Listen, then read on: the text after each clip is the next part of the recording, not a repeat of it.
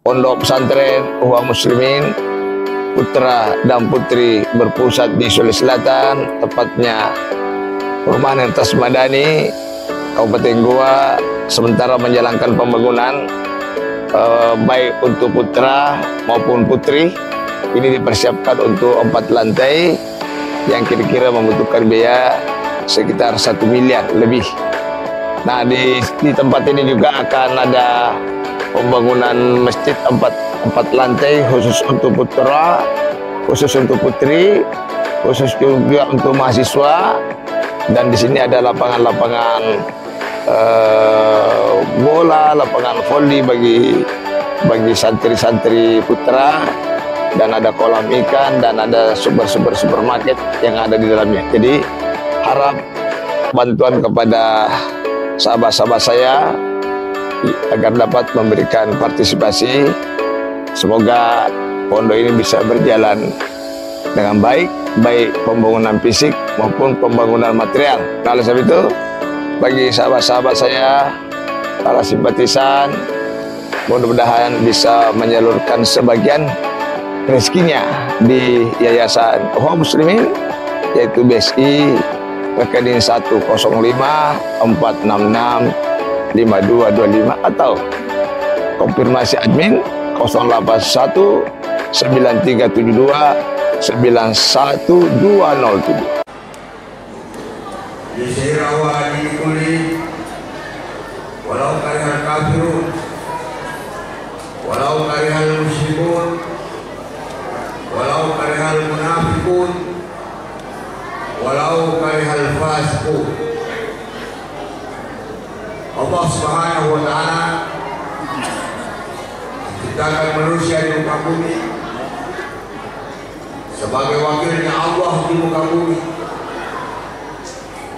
dalam tugas dan amanah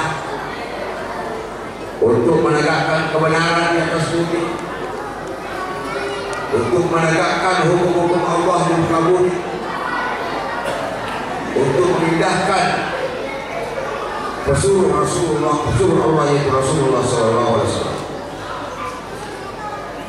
Asyhadu an la ilaha illallah wahdahu la syarika lah wa asyhadu anna Muhammadan abduhu wa rasuluh. Allahumma shalli ala Muhammad wa ala alihi wa sahbihi ajma'in, amma ba'd. Jemaah yang insyaallah dirahmati Allah Subhanahu wa taala, alhamdulillah. Pada malam ini mari kita bersyukur kepada Allah. Syukur dari mulut tembus ke hati,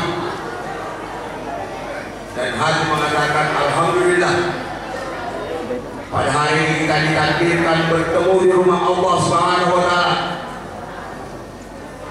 Tidak ada kepentingan lain selain ingin mendengarkan kalimat Allah, ingin mendengarkan kisah-kisah Rasulullah dalam rangka Maulid Nabi Muhammad sallallahu alaihi wasallam. Semoga kita mendapatkan iman, menambah ilmu, menambah pemahaman akhlak sesuai dengan tema, dan semoga Allah menurunkan hidayah. Amalan-amalan yang kita tidak pahami kita bisa pahami. Amalan yang sudah kita jalankan kita lebih memperkuat. Amalan yang salah kita memperbaiki. Insya Allah dengan oleh-oleh ini, manakala terjadi pada kita, maka berkah pertemuan malam ini adalah penuh rahmat yang tidak bisa diukur dalam materi. Selawat kepada Rasul teladan bagi kita. Segala aktivitas kerasulan, aktivitas kenabian kita kenalkan dalam ilmu pengetahuan, atau kita kenal dengan istilah sekarang, istilah nasional, soskud, ideologi, politik, sosial, budaya, bahkan tambah hantam rata. Semua ada keterangan kepada Rasulullah SAW. Bagaimana berekonomi menurut Muhammad, bagaimana bersosial menurut Muhammad, bagaimana berpolitik menurut Nabi kita Muhammad, bagaimana membangun keluarga menurut Nabi kita.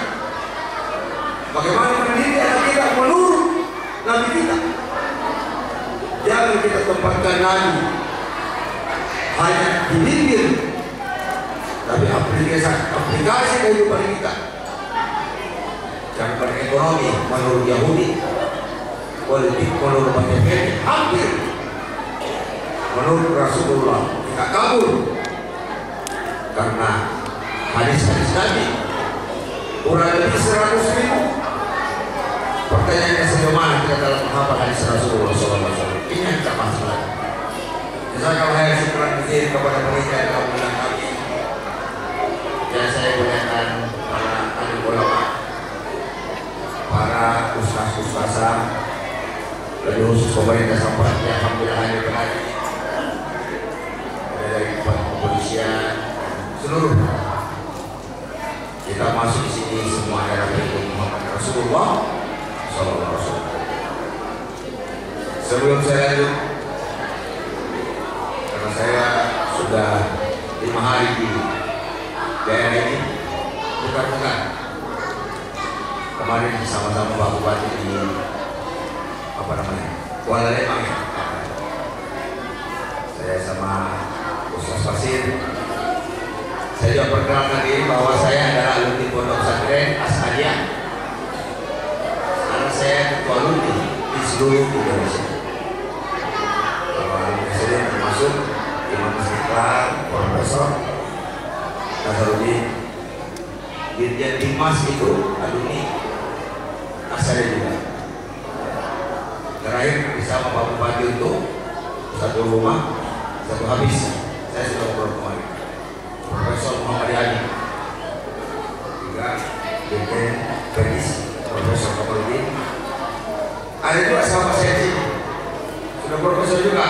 Namanya hasil politiknya ya, Profesor Amir HM. Namanya lumayan sih. Beliau ketua alumni Asariah Kabupaten Bone yang saya latih kemarin. Tadi saya ngomong bahwa saya asli politik ya. Saya jadi perkenalkan diri, saya ada juga orang putra dari asli dari Bone. Ya. Kakek saya di sini Pak Indirasi, almarhum, dan Pak Buhaya itu saudara kandung nenek saya. Mereka adalah tante saya. Dan bapak saya itu namanya Ki Haji Abdul Rahman. Pernah datang dulu di kampung ini, tapi saya belum lahir barangkali. Tahun ini orang tua yang usia 70, 80 mungkin. Katanya di Benteng dan di Goleo. Pernah datang, jadi alhamdulillah. Itu sekedar perkenalan awal. Dan saya datang di sini sambil ceramah agama, sambil ketemu dengan keluarganya. Alhamdulillah. Jamaah yang saya hormati Allah Subhanahu wa Ta'ala. Kalau di atas di dulu yang di atas ini.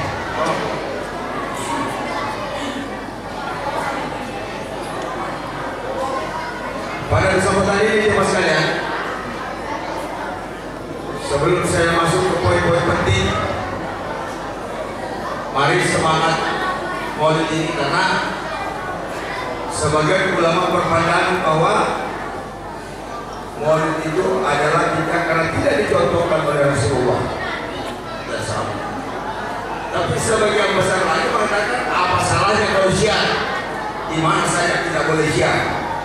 Yang akan di pasar. Jadi sekiranya kita masuk politik ini selama ada manfaat dan tidak mengandung nilai-nilai kesyirikan di dalamnya, sekiranya tidak diperdebatkan hal-hal yang sifatnya tidak terlalu penting. Mari kita jalankan apa yang kita anggap baik selama tidak keluar daripada nilai-nilai yang bisa mengganggu akidah.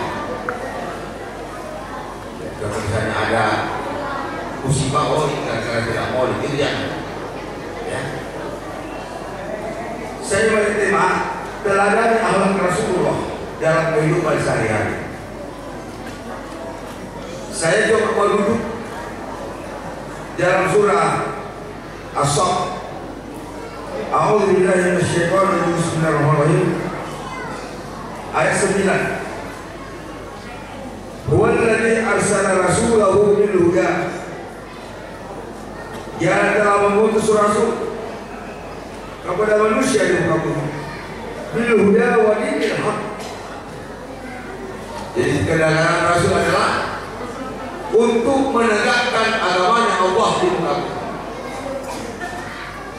Kedatangannya rasul untuk memperbaiki akhlak yang dianggap sudah jauh daripada tuntunan agama Allah Subhanahu wa taala, untuk memperbaiki moral, untuk memperbaiki tauhid. Ini gambaran awal dulu saya sampaikan. Karena sini mayoritas dari Bugis ya. Dulu ada campur, tapi tetap saya bahasa Indonesia, insyaallah. Di tanah Bugis dulu, sebelum Islam masuk, kita beragama animisme. Kalau di daerah Sulawesi Selatan, kalau di Jawa mungkin Hindu atau Buddha, Kerentangan Wali Songo. Ya, jadi bercampurlah. Ya. Kalau ada tempat iman di Bugis itu dari daerah Minangkabau. Terima kasih dari Allah Subhanahu wa taala. Jadi kebudayaan yang ada diperbaiki, maka lahirlah Islam. Akhirnya tidak ada orang Bugis yang bukan Islam. Kecuali daerah Soviet saja. Tidak pengaruh. Kalau selesai daerah Tanda. Nah, oleh sebab itu berbicara tentang akhlak Rasulullah adalah salah satu persyaratan harus membaca hadis-hadis Rasulullah SAW. Itu harus membaca. Kapan setiap saat harus diberi makan konsumsi bagaimana jalan Rasulullah. Di mana logikanya kita mengikuti Nabi kalau kita tidak tahu bagaimana sosial Nabi, bagaimana politik Nabi, bagaimana makanya Nabi, bagaimana. Nah, saya kira sangat tidak mungkin akhlak Rasulullah dipahami lewat ceramah satu jam ini. Bertahun-tahun kita terjadi.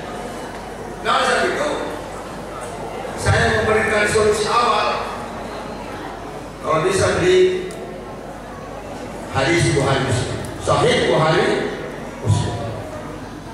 Ada toko buku nggak di Purwokerto ini? Ada toko buku agama? Ya. Ibu-ibu sudah punya hadis nggak? Ada punya hadis nggak di rumah? Ya. Kira-kira di mana mau Tuhan? Bagaimana memahami Nabi kalau dia baca hadis? Apalagi negara ini, negara semuanya, bukan negara yang memang agama nomor satu di dalam kebijakan kita. Kalau kita bicara tentang Nabi, adakah di pasar, adakah di kebun mengatakan begitu maunya Nabi? Kalau ilmu ini yang kita dapat, oleh sebab itu, kalau punya anak 5, beli hadis 5, dan beli Quran 5. Jangan Quran yang gondol, Quran yang ada terjemahannya dan baca. Minimal setengah jam pagi, setengah jam maghrib dan isya. Mudah-mudahan 1 bulan ke depan ibu dan bapak sudah ada konsumsi. Begini maunya Allah, begini maunya Rasulullah SAW. Karena kedatangan Islam turun di kampung kita hanya bagaimana mengislamkan raja sehingga semua masyarakat ikut jadi Islam tanpa proses belajar. Karena raja ikut, bapaknya ikut, pasti ikut Islam. Masalah salat, masalah belajar Quran, soal kesekian. Jadi saya maklum kalau banyak orang daerah saya itu bahkan ada tidak tahu mengaji. Bahkan ketika sudah mengaji, sudah masuk SMP SMA, bukan Al-Quran. Ya. Kebiasaan kita sekarang ini hanya buka Quran ketika kecil. Ketika kamu TPA, tidak pernah lagi mengaji sampai mati. Kecuali orang yang berhidayah. Seperti bapak-bapak yang ada tempat ini, kalau tidak hidayah tidak bilang mendengar ceramah ya. Itu tidak umum. Mudah-mudahan program bupati habis bisa menggema kalimat-kalimat Al-Quran yang ada di kampung kita, yakin kalau kalimat ini menggema, narkoba tidak akan ada. Keamanan saya kira apa mau dijaga kalau pada masyarakat takut kepada Allah. Tapi kalau Al-Quran, kalau hadis sudah jarang dibuka, maka jangan salahkan kalau keburukan-keburukan akan lain setiap hari, karena orang sudah tidak takut lagi dengan agama Allah, dengan Allah Subhanahu wa Ta'ala. Saya ingin sampaikan kepada jemaah sekalian bahwa Rasulullah telah meramalkan 14 abad yang lalu, akhir zaman. Pada akhir zaman itu yang tinggal Al-Quran ini tinggal tulisan. Sudah jarang dibuka Al-Quran, apalagi hadis. Yang akan dibuka dimiliki saja tidak dimiliki. Bagaimana mau mencintai Rasulullah kalau tidak memiliki hadis? Logikanya dari mana? Alur pemikiran kita dari mana? Apakah cukup dengan khutbah Jumat? Apakah cukup dengan majelis taklim? Saya kira tidak. Bertahun-tahun ada berapa hadis yang kita pahami, yang pernah kita hafal? Atau anak-anak kita yang sekolah misalnya di Jambi, di Jakarta, di mana saja, fakultas ekonomi, fakultas sosial, fakultas politik, berapa ayat ekonomi menurut Islam, berapa ayat politik menurut Islam, berapa ayat tentang biologi, tentang matematika, eksakta menurut Islam? Kita kabur karena kurikulum yang ada sekarang kurikulum yang tidak bersyukur kepada Allah Subhanahu, kecuali orang-orang yang diberi hidayah yang menuntut ilmu tafsir ke Madinah, itulah yang membawa tentang kisah-kisah bagaimana Rasulullah SAW. Oleh sebab itu, sebelum Allah mencabut nyawa kita, mari fungsikan masjid ini bukan untuk sholat, tapi untuk bagaimana membuka Quran hadis. Sekali jam sholat baca hadis, gantian jemaah. Kalau tidak tahu membaca hadis, baca saja. Artinya, mudah-mudahan 5 hadis dibaca tiap hari, kita bisa makan sehari-hari, baik di rumah makan, baik ke mana, sesuai dengan bacaan-bacaan, sesuai dengan tema bagaimana akhlak Rasulullah di rumah saya. Karena kalau bukan akhlak Rasulullah yang masuk di keluarga kita, pasti akhlak non Rasulullah. Kalau bukan kita pengikut Rasulullah, pasti kita pengikut Abu Lahab. Tidak ada jalan lain. Bicara ekonomi, dia datangkan, dia melakukan hibah, rentenir, kesekitar 1 juta, pulang 1.500.000 dengan bunga kiri kanan. Dagang, kurangi timbangan. Ya. Mari, mudah-mudahan dengan hikmah oleh ini, kita beli Quran dan hadis. Sekira kalau di mana tidak sampai 1 juta lah. Masa bisa beli handphone, pulsa tidak bisa beli hadis. Bisa beli kulkas, bisa beli mobil lagi. Dan Rasulullah mengatakan, ku tinggalkan kepada engkau 2 perkara. Tidak akan kamu sesat kalau kau mengikutinya, membacanya, memperjuangkannya. Kitabullah wa sunnah. Hanya 2 orang. Ada 2 jimat yang tidak disiapkan oleh Rasulullah. Kata Rasulullah, berhala di zaman saya telah rontokkan. Saya habisi berhala dengan kekuatan umat. Tapi ada 2 berhala yang saya khawatirkan kepada pengikutku akhir zaman. Setelah saya ada, yaitu berhala ekonomi dan jabatan. 2 ibadah fikih, motor. Dan yang lainnya, ada juga dipikir kalau baru uang karir, tidak pernah memikirkan bagaimana tentang apakah cara saya hidup sudah cocok menurut Islam, apakah cara makan, cara hidup, cara bergaul, menyekolahkan anak, mendidik anak sudah cocok menurut Allah. Dipikir saya kagak. Pokoknya apa yang terjadi di sekitar masyarakat begitulah. Katanya bisa berkata, wilayah dunia boleh kita musyawarah, boleh pilihan. Apa kita mau berdagang, mau bertani, mau pegawai? Wilayah akhirat tidak boleh ada musyawarah, sudah ada formulasinya, sudah ada ketentuannya. Zuhur 4 rakaat, asar 4 rakaat, tidak boleh dimusyawarahkan menjadi 3 dengan waktu yang kita inginkan bersama. Tidak bisa. Kata Rasulullah, serahkan kepada ahlinya menyangkut akhirat. Sayalah ahlinya bidanya. Habislah yang pedomannya. Menyangkut dunia, antum alam dimur dunia. Silakan. Oleh sebab itu jemaah saudara Allah Subhanahu wa taala, bedakan pilihan, bedakan takdir. Kita merantau ke sini adalah pilihan. Bisa merantau tempat lain. Kita bekerja kapal sawit, bekerja walet, ada pilihan. Tapi rezeki setelah kita bekerja itu baru takdir. Bisa dipaham? Jadi jangan mengatakan takdir saya tidak tahu Quran dan hadis. Bukan, kita yang memilih.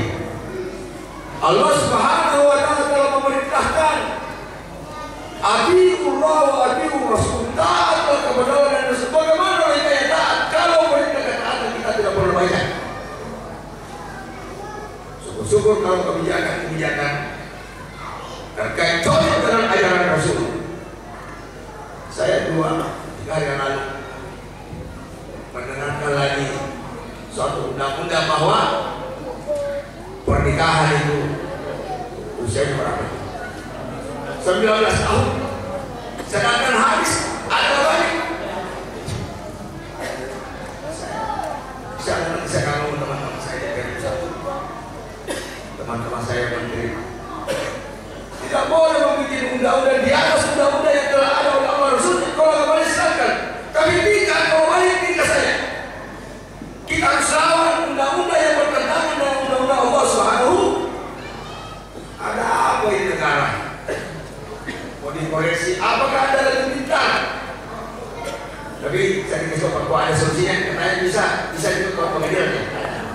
Saya hati orang sudah mau kasihan duduk pengantin, panjang lagi urusannya.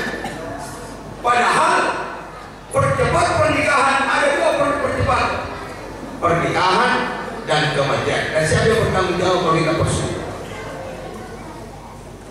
Yang kita dapat bersangka, tetap kita melakukan protes-protes secara hukum yang berlaku di negara kita. Allah Subhanahu wa taala sedikit memberikan ancaman dalam surah Al-Maidah. Wa man lam yahkum bima anzalallah. Barang siapa yang memutuskan suatu perkara yang tidak berdasarkan daripada kitab Allah, maka Anda telah zalim dan fasik. Sebagai Nabi Muhammad, kita hanya dianjurkan untuk tunduk kepada Allah dan Rasul. Dan pemimpin di antara kamu, tiqullah wa Rasul wa ulil amri. Bagaimana pemimpin di antara kamu? Fa in tanazatum fi syai'in farudduh ila Allah. Manakala keputusannya kembali kepada Al-Qur'an dan hadis Rasulullah sallallahu alaihi wasallam. Kayak kemarin sama Pak Bupati juga saya sampaikan, saya dukung programnya. Saya akan backup. Dari begini ini ada program yang baik. Sekarang dibilang satu kampung, satu karaoke, mungkin bisa tantang. Ya. Saya orang Melayu dulu ya, bupatinya. Biasanya kalau Melayu di mana dekat-dekat dalam. Tapi kamu, jemaah sekalian, insyaallah Allah Subhanahu wa taala. Maka saya katakan, janganlah satu rumah, satu desa, satu habis. Kalau perlu satu rumah, satu habis. Saya dengan Ustaz Basir sudah kemarin mengajarkan habis masyarakat bagaimana metode yang ringkas, sehingga tidak perlu jadi darurat kita yang menjadi habis di rumah. Mau kepada 3, mau kepada 5, dan perintah habis ada dalam Al-Quran. Al-Baqarah 97. Qul man kana aduwwan li Jibril fa innahu nazzalahu ala qalbika bi'idznillah. Jibril menurunkan Quran untuk masuk di dalam dada manusia untuk dihafal. Makanya semua sahabat adalah hafal. Serius menghafal karena mau diamalkan.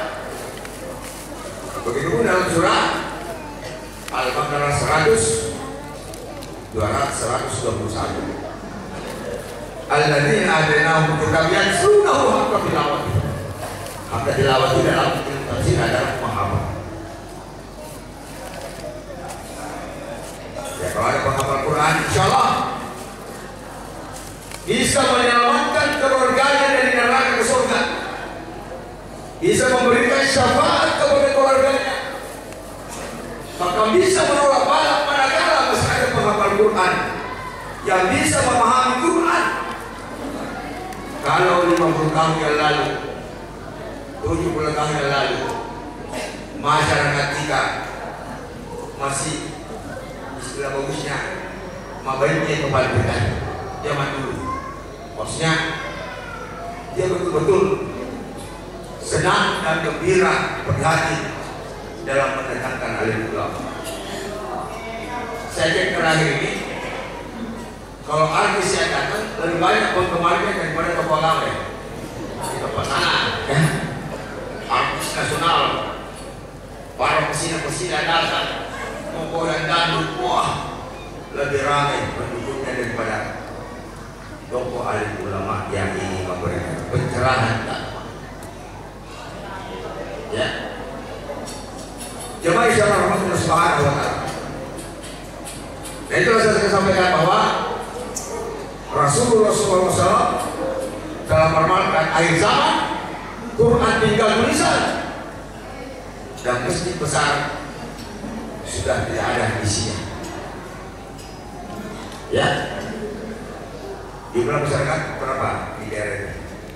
Ada 1000 kepala rumah tangga, 500. Maksudnya area masjid kan area masjid ada 500 kepala rumah tangga lebih.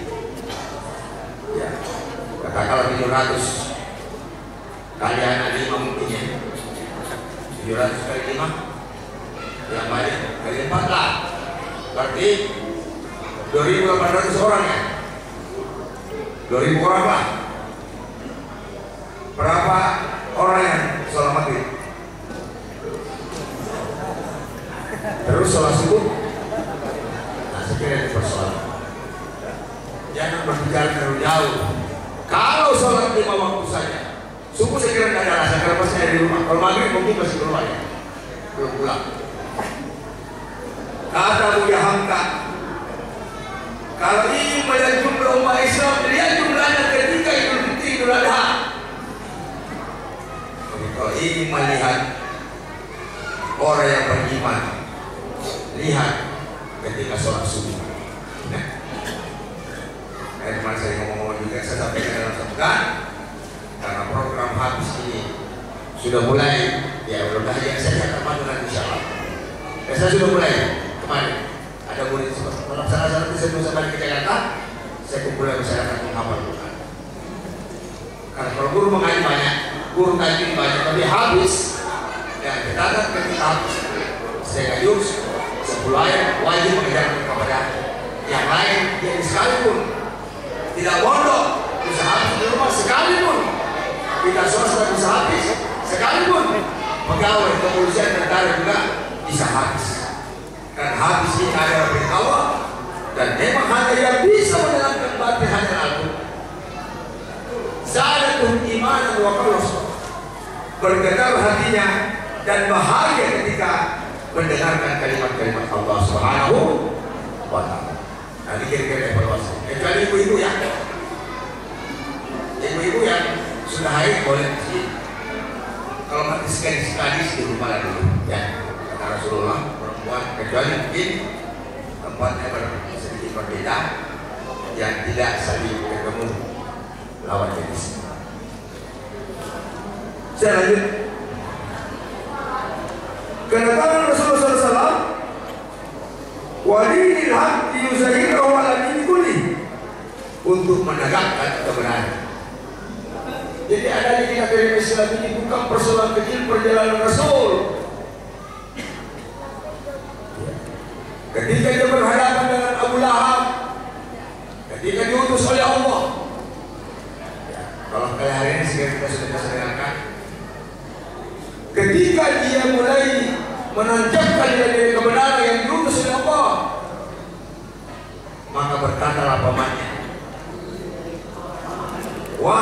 ponakan saya Muhammad, engkau adalah ponakan saya bersaudara bapakmu.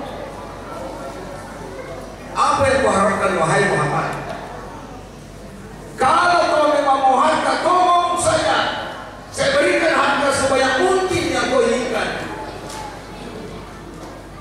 Kalau kau mau wanita, bilang saja, wanita tercantik di daerah Geser Arab, saya akan berikan ponakan. Kalau kau mau kedudukan, siapa yang mengganti umur kedudukan kau? Kita adalah satu nasab. Dan dia bilang, tapi tolong jangan kau ganggu keyakinan kami, kebudayaan kami dengan meyakini laka dan dosa. Jangan, jelas saja. Apa jawaban Rasulullah? Ya, dalam posisi dia minoritas, dalam posisi yang memeluk Islam masih kurang. Ya, Umar masih Islam waktu itu masih kurang. Kalau ada di balik Amr bin Yasir, Abu Sa'id jadi Umar masih kecil. Dia katakan kepada pamannya Abu Lahab, wahai paman, sekiranya engkau menetapkan matahari dengan tangan saya, bulan di dalam diri saya tidak akan pernah berhenti dalam menjalankan misi kebenaran dari Allah. Liusahira lebih kulli. Bahkan ayat yang lain di dalam surah Al-Imran 192 wa qalu fi sabilillah, berjuanglah engkau Muhammad, berjuanglah engkau seluruh pengikut Muhammad. Para ulama Muhammad tiada, berarti pewarisnya alim ulama. Jadi kalau mau bercita-cita yang baik, bercita-citalah menjadi penerus Muhammad. Adakah kalian cita-cita penerus Muhammad? Saya akan meneruskan cita-cita bapak saya sebagai pelaut, bapak saya sebagai tukang kayu, kakek saya sebagai tukang kebun. Itu bukan cita-cita, itu hanya bunga-bunga. Saya akan meneruskan perjuangan Rasulullah, dan hasil kebun saya akan belanjakan di jalan Allah Subhanahu wa Ta'ala. Itu bercita-cita, yang terlalu bercita-cita. Ya. Kalau ingin selamat di akhirat, maka apa kata Abu Lahab? Maka dikatakan, hatta la takuna fitnah wa yakuna dinulillah. Wahai Allah, perjuangan saya ini tidak ada lagi aturan selain aturan Allah Subhanahu wa Ta'ala. Jadi mohon maaf, la'ana dan mustahil tidak terima, dan Anda harus tunduk kepada ajaran Allah Subhanahu wa Ta'ala. Perjuangan Nabi yang begitu panjang, persoalan-persoalan musibah dan rintihan-rintihan getir yang dihadapi Rasulullah, sampai akhir Abu Lahab tidak mengimani Allah, bahkan memarahi kemenakannya sampai akhir. Padahal Nabi, apa kurangnya Nabi dalam dakwah, apa kurangnya dalam doa. Tapi kalau memang orang tidak diberi daya, tidak ada satu manusia pun yang bisa berdaya. Mari, sebelum Allah menutup hati kita, jangan bosan-bosan mendengarkan majelis taklim mohon kepada Allah. Bahkan Allah menjelaskan di dalam surah Al-An'am 111. A'udzu billahi minasyaitonir rajim. Bismillahirrahmanirrahim. Walau annana nazzalna ilaikumul malaikata wa kallamahumul mauta wa hajarna 'alaihim kulla syai'. Kulam kanu liyu'minu illa yasha. Sekiranya orang telah mati, diundang ceramah di masjid ini. Misalnya peringatan Isra Mi'raj, kita undang malaikat Jibril ceramah, atau kita undang almarhum datang ceramah,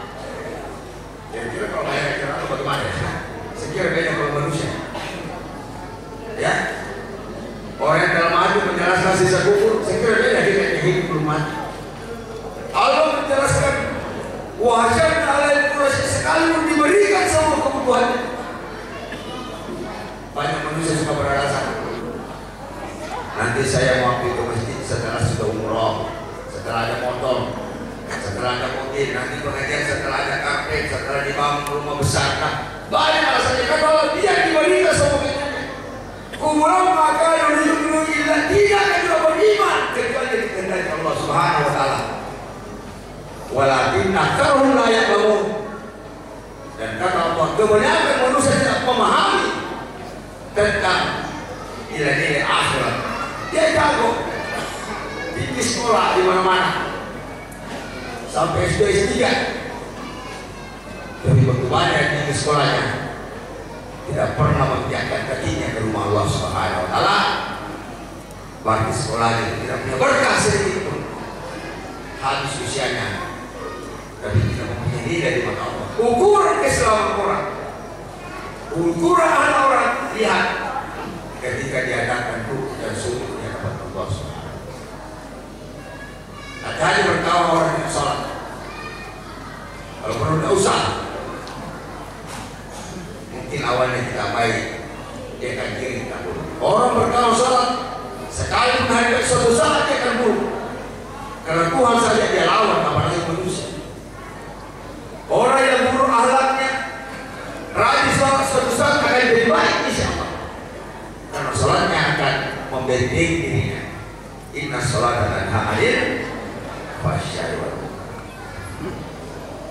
Saya juga dapat penelitian, masih banyak rumah yang tidak sholat 100%. Ada sholat suaminya tidak sholat istrinya, ya kan? Ada sholat istrinya tidak sholat anaknya. Ada sholat anaknya tidak sholat tantenya di rumah. Hampir jarang satu rumah sholat 100%. Hampir jarang satu rumah sholat juga di masjid yang laki-laki. Bapaknya yang tua, tapi yang muda-muda ngorok di rumah ketika sunyi. Apa mau dibahas kalau situasi dalam rumah demikian? Apa kita bisa bahas itu? Kehidupan sehari-hari, apa yang kita hari? Mudah-mudahan dengan hikmah maulid ini, sebentar subuh tidak ada lagi laki-laki di rumah, pakai yang kecil pun ada. Ketika kita sudah di masjid pulang, istri anak sudah berdoa kepada Allah Subhanahu dalam posisi doa. Siapa yang suka meninggalkan sholat, terlambat dalam sholat, maka manusia itu adalah manusia celaka. Celaka langsung dia itu silakan, silakan, kan? Ya.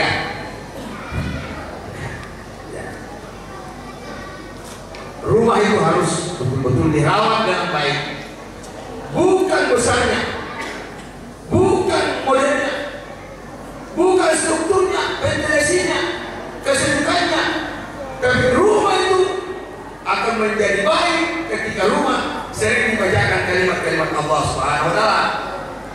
Liga ini sering mengucapkan kalimat Allah. Kenapa banyak orang yang mati sudah bersyahadat? Karena lidahnya jarang membuka kalimat Allah Subhanahu. Silakan periksa. Saya menghadapi kurang lebih 200 orang yang telah mati. Baru 10 orang saya ingat bisa bersyahadat. Saya cek memang jarang mati. Lebih banyak mengurus urusan perut daripada urusan menarik. Kalau urusan perut, ayo kita kumpul, ada di produk baru, multi level komisi, wah perlu tempat itu. Begitu diajak pergi mengajarkan di masjid, ya. Lalu dia boleh kasih dorong-dorong. Mari bapak-bapak sekalian, selaku ya kita diciptakan bersuku-suku berbangsa-bangsa, ditaruh untuk saling kenal-mengenal. Inna akramakum indallahi atqakum. Sesungguhnya manusia yang paling mulia dan terengkau adalah orang bertakwa. Bukan yang tinggi jabatannya, bukan yang banyak uangnya, bukan yang banyak sarang waletnya. Tapi sarang walet dipakai imam masjid juga yang baik, karena tangan di atas lebih baik daripada tangan di bawah. Dunia adalah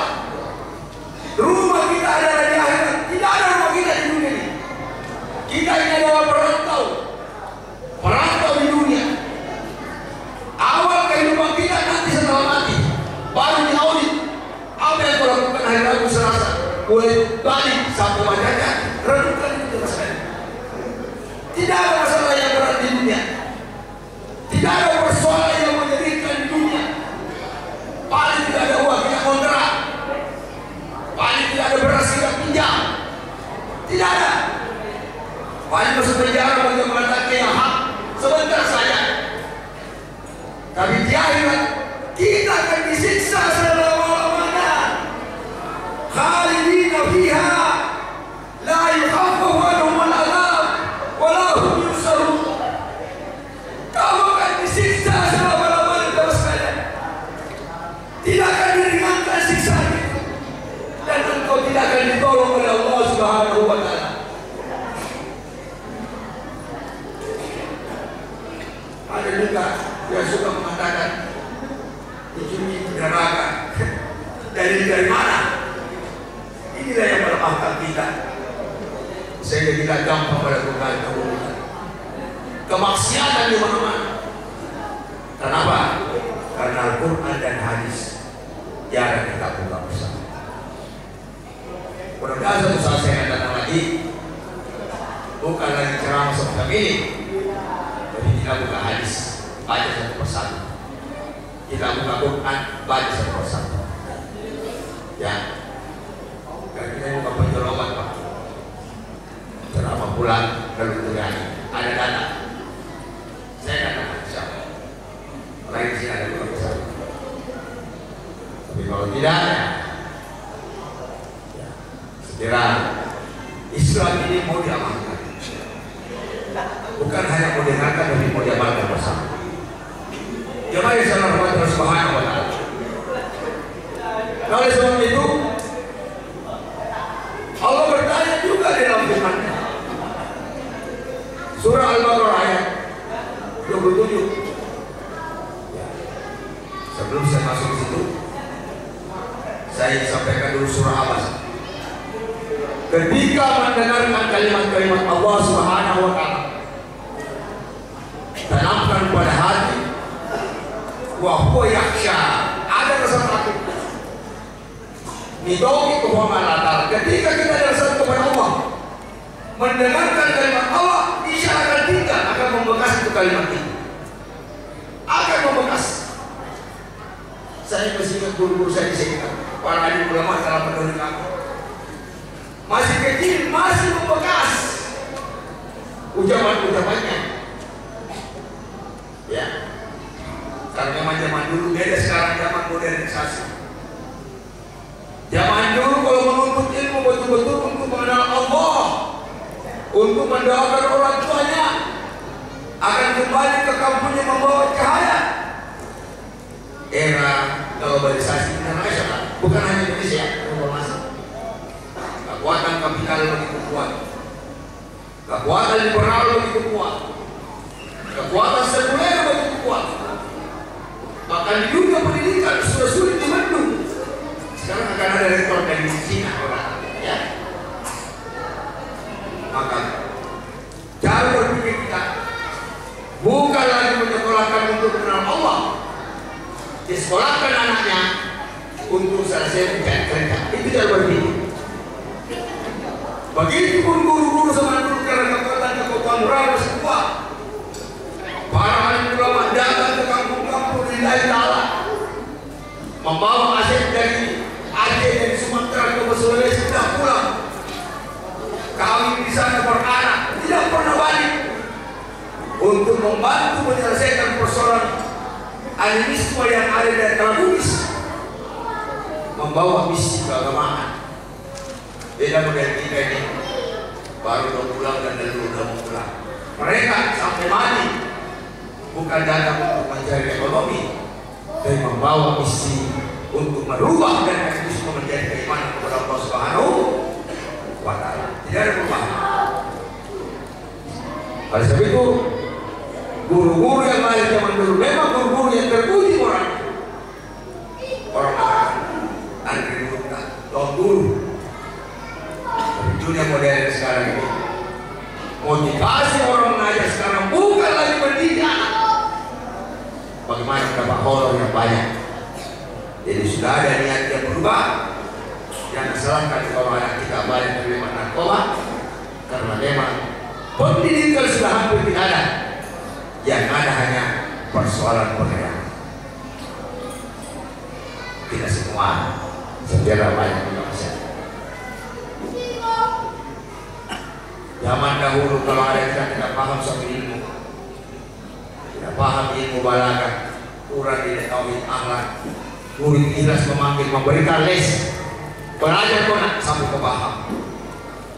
Dan kita sebagai murid mengatakan, Anda guru kami dunia akhirat. Sekalipun kami selesai, Anda guru kami. Dan kami tidak bisa membalas engkau wahai guru, karena kami bisa merubah asbab dari Bapak. Ada ikatan batin yang kuat. Sehingga zaman dahulu kadang kita lebih takut ke guru daripada orang tua. Macam-macam salah apa guru kira-kira ya. Kami tak. Sekarang zaman sudah banyak kasus murid memukul gurunya, bahkan membunuh. Bahkan perusahaan ini dilapor lagi ke polisi bahwa anak ini pun diproses selain gurunya. Inilah orang-orang kemakhluk yang tidak tahu diri. Ya, luar biasa zaman sekarang. Saya juga pimpinan pondok. Tapi kalau anak tidak siap masukkan. Kalau tidak siap, itu urusan saya. Apakah saya buka atau tidak? Karena ini adalah anak saya. Tidak ada niat biasa. Coba saudara Allah Subhanahu wa taala,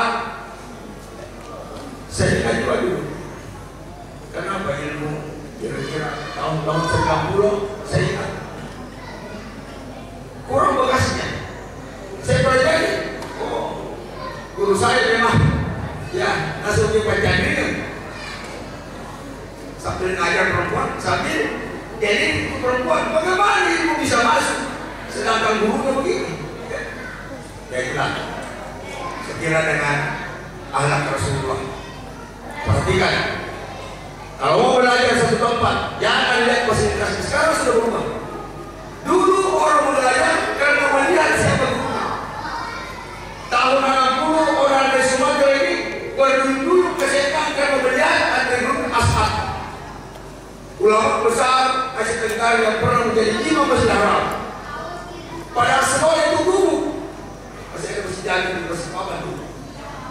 Sekarang saya amati orang memasukkan di sekolah yang dilihat dulu fasilitasnya, kamar mandinya, WC-nya, laundry-nya. Ya, begitu kan? Kenapa dia mau bagaimana anak saya sama guru? Sekarang berubah. Skriptnya, makanannya apa, turun atau ayam. Soal belakang lah, gurunya mau koruptor, mau apa, soal belakang murah gurunya. Yang penting anak saya enak. Nah, ini juga cara berpikir dia orang begini. Ya. Karena saya meneliti tema, maka sekali lagi mari pendidikan betul-betul al-madrasatul ula ada sama ini.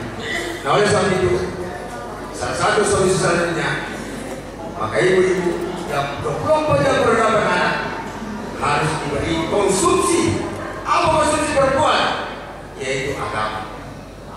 Nah, kalau ibu-ibu suaminya ke Jambi, ke Jakarta, pesanlah tentang fikih Islam, pesanlah tentang bab-bab sholat, bab-bab zakat, dibaca setiap saat untuk dididik anak kita. Apa mau dididik anak kalau kita tidak mempunyai agama? Sebagai perempuan tentunya di dalam hidup rumah tangga ada 4 kriteria yang kita bisa pikirkan. Pertama adalah kekayaan, kedua adalah keturunan, apalagi ketiga adalah apa? Kekayaan, keturunan, kecantikan. Kecantikan kita supaya tidak memerlukan kekayaan kalau dibawa arisannya, dunia. Yang keempat, ya agama. Terakhir, tapi kalau dikasih pilihan, agama urusan keturunan dan kaya, jadi dengan keempat itu agama. Ini dia satu kurban. Kalau zaman dahulu, manakala yang melamar tidak tahu mengaji, maka ditolak lamaran itu. Sekarang sekalipun dia kaya dan raya. Kenapa? Karena dia butuh bibit untuk jadi menantu yang bisa mengikuti Rasulullah SAW, dan dia yakin bahwa agama jauh lebih penting dari yang lain. Orang pada urutan tidak pernah pacaran, dinikahkan dan tidak pernah ribut, bahagia sampai kakek-kakek. Zaman sekarang 7 tahun pacaran, 3 bulan cerai. Saya dapat informasi kemarin buah bahwa tingkat perceraian di negeri ini kecamatan atau kabupaten 1.900 Pak Kapolsek. 1.900 janda sekarang di negeri ini. Dilacak rupanya ada selingkuh, ada suaminya malas kerja, ya, macam-macam perceraian. Tidak ada cerai karena agama, cerai karena dunia. Ya, oleh sebab itu soal yang penting. Saya sering menyampaikan juga, kalau sering disampaikan agama, mungkin dulu ketika tidak melihat agama, kita bersikap sekarang. Sudah diingatkan istri tidak mau salah, maka jawabannya apa? Pada sudah pemuda. Tidak ada gunanya pun istri yang tidak salah. Karena ukuran keislaman adalah salah. Begitu perempuan, kalau sudah diingatkan sebenarnya tidak mau salah, kalau suaminya tidak mau salah, mereka jadi ganda sekalian. Mereka punya suami yang tidak salah. Bagaimana? Begitu kalau Islam. Dan dikatakan masa panjang di sini bebas. Jadi kita boleh ribut masalah agama, dan jangan kita ribut masalah uang, masalah badannya. Sabarlah, syukurilah apa yang ada. Dan sholat adalah kurang pertama, karena manakala kita mati dulu tidak sholat subuh, otomatis tidak berkenarakan, ya kecampurian, berujung keburukan. Padahal kita kejutkan oleh Allah, wala tamutunna illa wa antum muslimun. Bisa dipaham? Ini ustaz kencang-kencang, bukan kencang, ini agama. Bukan keras. Mungkin hati kita yang keras menerima agama. Agama tidak pernah keras dan tegas. Kalau mau mengikuti Rasulullah di mimbar tidak pernah dia merah wajahnya. Ini persoalan bukan main-main. Persoalan yang dibahas ini adalah persoalan yang menentukan nasib kita di akhirat. Tidak boleh main-main, berarti serius. Kalau mau lucu-lucu jangan di mimbar, jadi perawas kalian. Ya, ini agama bukan lucu-lucuan. Dan Allah mengatakan di dalam firman yang sedikit dibahas dalam Maulid, wa ma Muhammadun illa rasul qad khalat min qabli rusul afa imma ta'budunan kalau batum ala qalbum. Apa kata Muhammad tidak ada? Apa kata pewaris Muhammad tidak ada? Kita tahu di kampung ini banyak penggemar ulama. Sudah pada meninggal mungkin yang tua ya. Ada saudara sini Haji Zaini sudah meninggal ya. Ada Haji Badut. Apakah mereka tidak ada kepada mundur semua? Apa yang ada dalam kalau bertolak itu? Wa man yaqul ala akibai wa la yadur wa syaa. Jika engkau manusia tidak mau lagi tunduk, tidak mau salat, tidak mau puasa, tidak mau berbuat kepada Allah, silakan kata Allah. Tidak akan mengganggu kekuatan saya sebagai Allah Azza wa Jalla, kata Allah Subhanahu wa taala. Kau mau kami semua manusia silakan.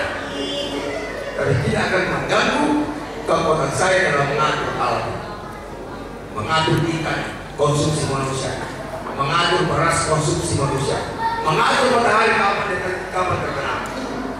Itulah kata Allah di dalam surah Al-Baqarah 104. Jadi kita yang butuh Islamu, kita yang butuh Allah, bukan Allah yang butuh kita. Kita yang butuh. Apa butuh Allah yang mudahan? Besok cepat cari hadis dan bukan. Karena sebab itu ada yang meninggal lusa, tidak sempat buka-buka, sangat berbahaya. Wariskan kepada anak. Inilah Quran dan hadis yang wariskan kepada Anda. Siti Aminah, Siti Haliyah, Amiruddin. Tolong baca kedua-duanya. Dan kata Rasulullah tidak akan sesat. Jangan kita mewariskan anak di luar-luar.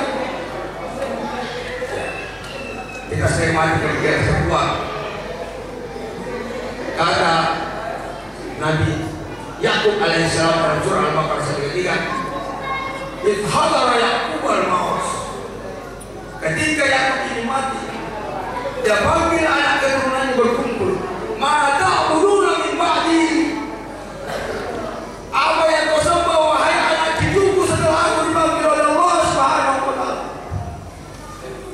Karena Yakub membangun kehidupan sehari-hari dengan wahyu, dengan akhlak, maka dijawablah anak cucunya. Qalu na'budu ilahaka wa ilaha abaika Ibrahim wa Ismail wa Ishaq ilahan wahidan. Saya akan menyembah Tuhan Ismail, Tuhan Ibrahim, dan Tuhan yang satu. Wa nahnu lahu muslimun, dan saya termasuk orang yang menyerahkan diri kepada Allah. Wahai kakek, wahai kakek.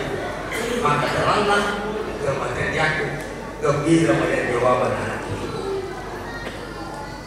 Karena Yakub dibekali dengan iman yang kuat. Tapi kalau tidak dibekali dengan iman hidup ini, Al-Quran tinggal kenangan, tidak dijadikan pedoman di rumah. Karena kalau kita masuk satu rumah, hampir jarang kita dapat membaca Quran, hampir jarang dapat membaca hadis, bahkan tidak ada hadis. Yang banyak nonton TV, merokok, belajar, makan kue, ya, nonton bola, dan lain-lain seperti itu, atau main gaplek. Jadi kalau ada rumah suka dipakai gaplek, itu membicarakan silakan ganti dengan Quran, bakal itu gaplek semuanya, pekerjaan sia-sia dan ganti. Dan kalau bisa nanti kita ketemu di akhirat, silakan tunggu saya kalau saya memberikan keterangan yang benar. Tapi tidak ada lagi gunanya di akhirat, ya.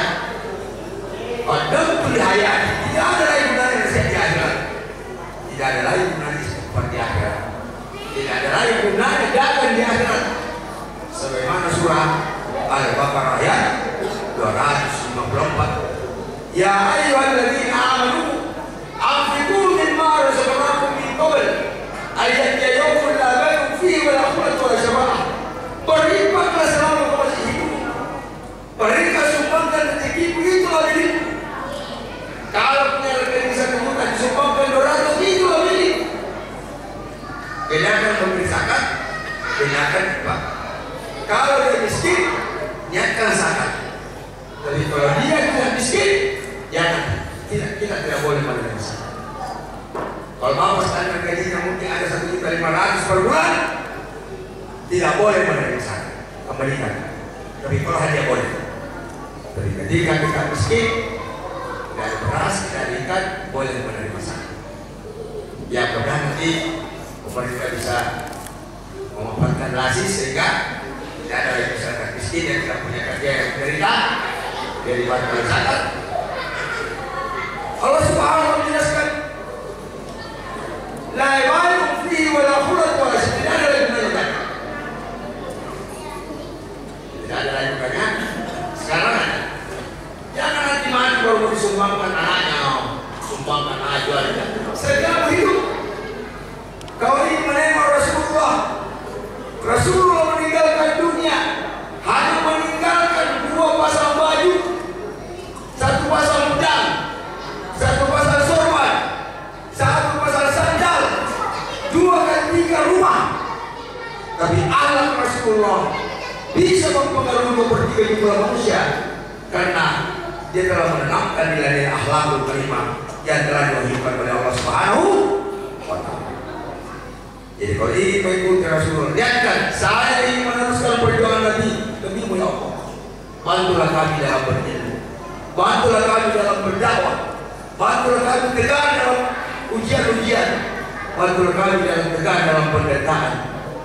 Hanya hidup saya sekali, alangkah celakanya kalau saya tidak mengambil bagian dalam waktu yang Allah telah berikan kepada kami.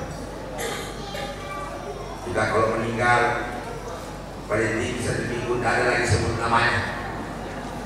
Karena waktu hidup dia dipikirkan cuma makan, bikin rumah, bikin anak, itu aja. Orang ibu anak, ibu sekolah, masalah ini mau agama, mau Quran, itu urusan kita sekarang. Ya, kenapa Rasulullah kita mesti kenal? Karena beliau terlibat dalam mengurus. Kenapa Buya Hamka? Pak Nasir sudah berabad 1 abad,